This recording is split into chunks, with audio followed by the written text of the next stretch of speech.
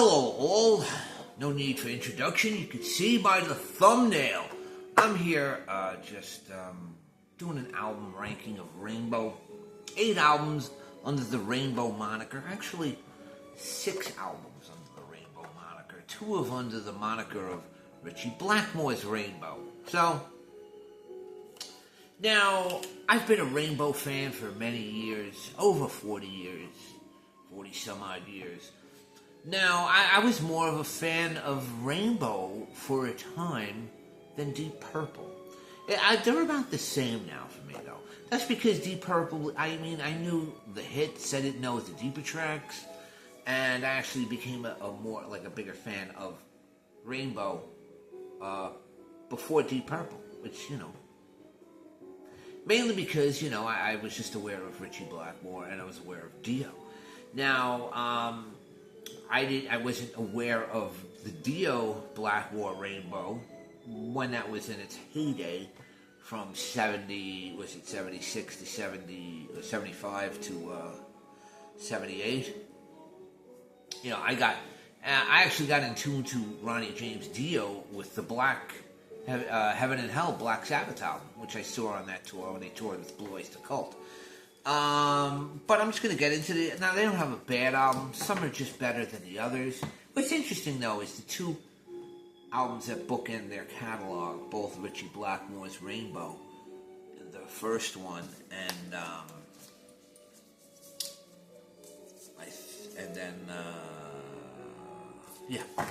they both end. The last song on that album is Still I'm Sad, which I believe is a Yardbird song.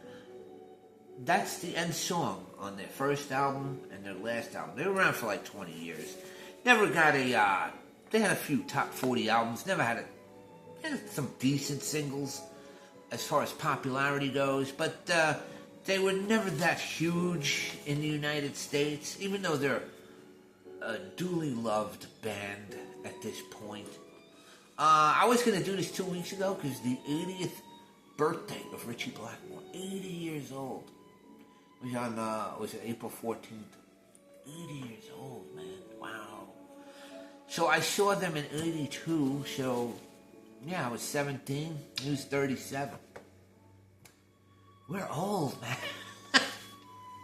So let's get with this is their album. It's called Bent Out of Shape. Came out in 1983. Street of Dreams was the big single off of this. Joe Lynn Turner on vocals. Roger Glover produced this. He was also playing bass, Roger Glover being from Deep Purple. Stranded's a good song. Desperate Heart. It's Street of Dreams. It's a good stuff. It's an interesting 80s listen. So, that would be number 8. Number 7 would be the last album that they put out in 1995. Stranger in Us All. I don't think it charted anywhere. Here it is. He was playing... The vocalist on here is a guy named Doogie White. It sounds good sounding album. It's got some good riffage here. Like I said, the last song on here is Still I'm Sad, which ironically was the last song on their very first album from 75. Yes. So here we go at number 7. Interesting. I think he knew that was it for Rainbow. They did reform to do a couple of shows in the early 2000s. And then I think the last show was in 2011. His wife sings backing vocals on this, Candace Knight. So he's been with her for quite a while. They have a couple of kids. I think he lives somewhere in like upstate New York or in that area. He's more into the Renaissance medieval music now. Blackmore's Night. So I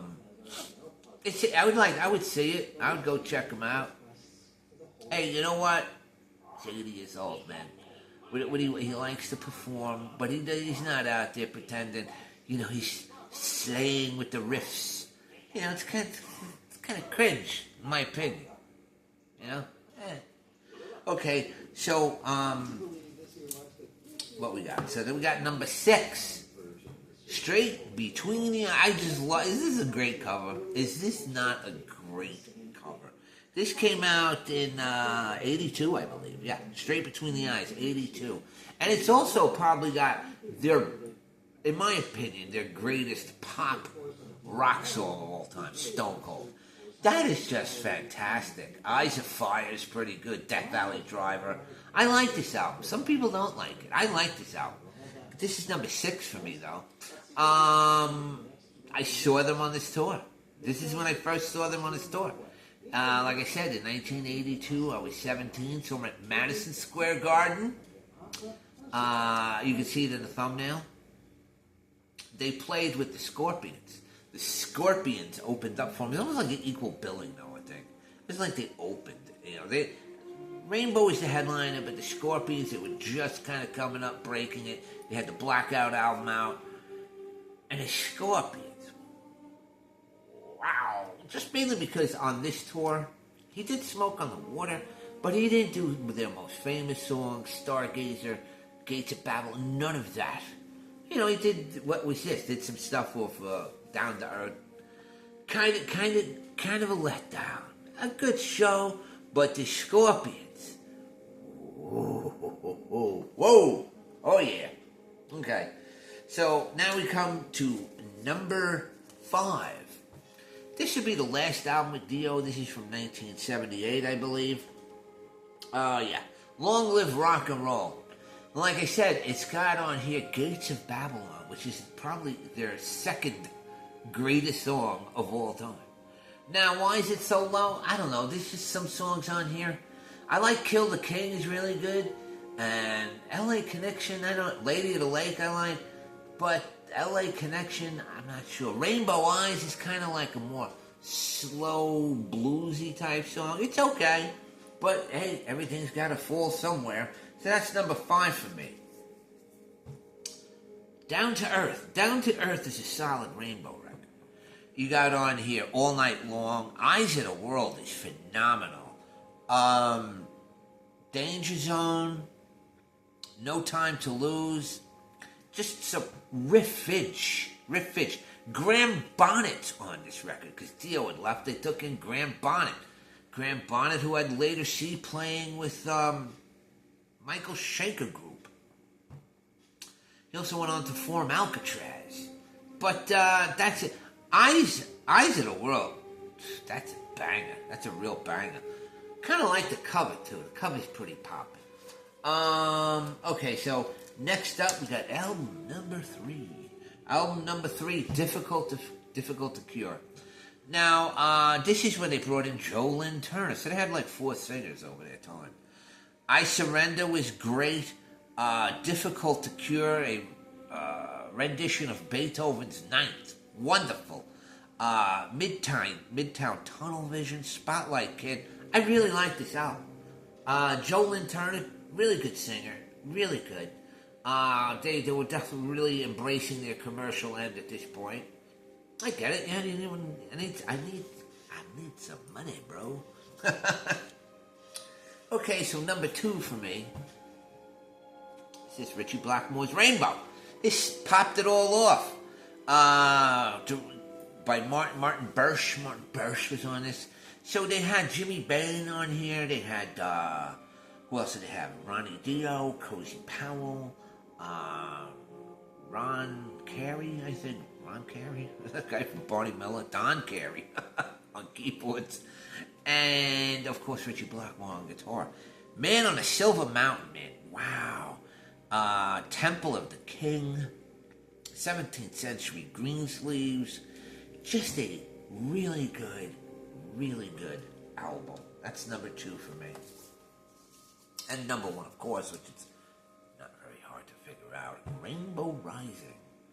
Still, I think, still had the same lineup from the first album. Maybe the bass player switched out. No, bass player was intact. I forget. But Tarot Woman. Opens with Tarot Woman, Starstruck, and Stargaze. There's only 6 songs on here. Run with the Wolf, Do You Close Your Eyes, and A Light in the Black. Every song on here, a banger.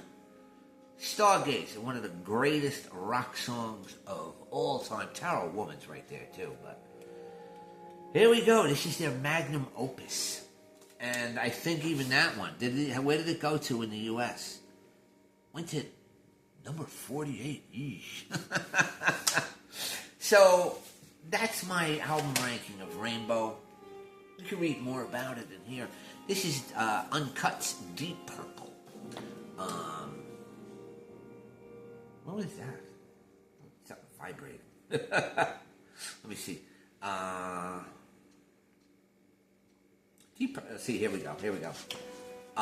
They just give a little 2-page thing to it, though, which is, kind of sad. I'd like to read more about them. I'm sure there's periodicals and books about them that I could read about. But there you go. That's the album ranking. Number 1, Rainbow Rising. Debut album, Ritchie Blackmore's Rainbow. Difficult to Cure. Down to Earth. Long Live Rock and Roll. Straight Between the Eyes. Ritchie Blackmore's Rainbow. Stranger in Us All. And Bent Out of Shape. Blah, blah, blah. So there you go. Hope you liked the video. What would your album ranking be? Do you like Rainbow? Is Rainbow your thing? Do you prefer Deep Purple? Whatever it is, leave a comment below. Bye-bye. Peace.